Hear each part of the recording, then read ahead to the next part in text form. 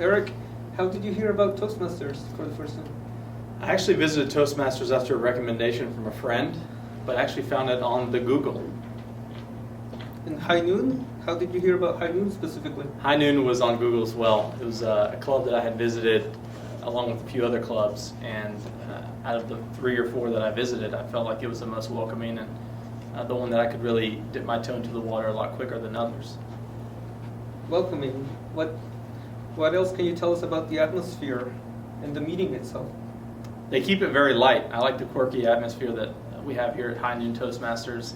It's very easy to get to know everybody here, and it's again something towards a smaller group, so you can jump right in and get going on your speeches and practicing your overall public speaking and confidence as well. What motivated you to join specifically? What skill are you wanting to improve? Well, I'm in software sales, so I'm in front of clients quite a bit, but really the skill that I wanted to improve specifically for joining Toastmasters was to speak in front of my colleagues, and that is where I would get in front of my colleagues. They know what I'm talking about compared to a prospect where they don't really know what I'm about to say, and it's the sort of situation where I would get really nervous, I would lose my confidence, which I'm normally very full of, and I would start tripping over my words, those sort of things. It's really helped me a lot.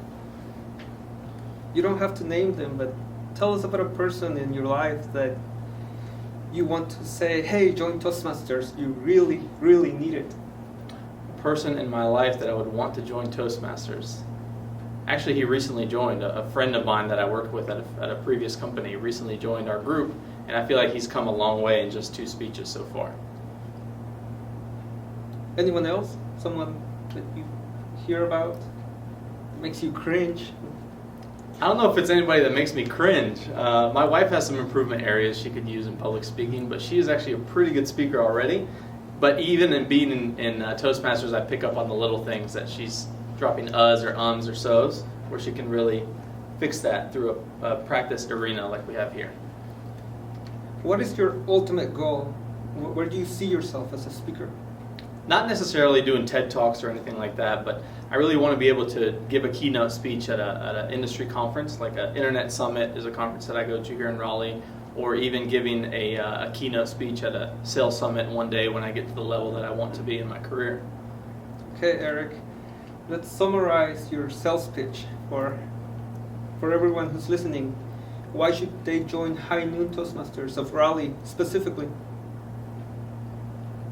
You should not sit back and wait for things to happen in your career. You need to go out and get it. And going out to a place where you can practice your public speaking and your ability to stand and speak in front of people like you have here at Toastmasters is really key to furthering your career. I've always believed in it's not about what you know, it's who you know, but I've recently become kind of contrary to that fact because of the fact that you can really better yourself in a place like Toastmasters. Even not knowing your industry as well as some others, if you can present yourself in the right way, it's really going to take you a long ways.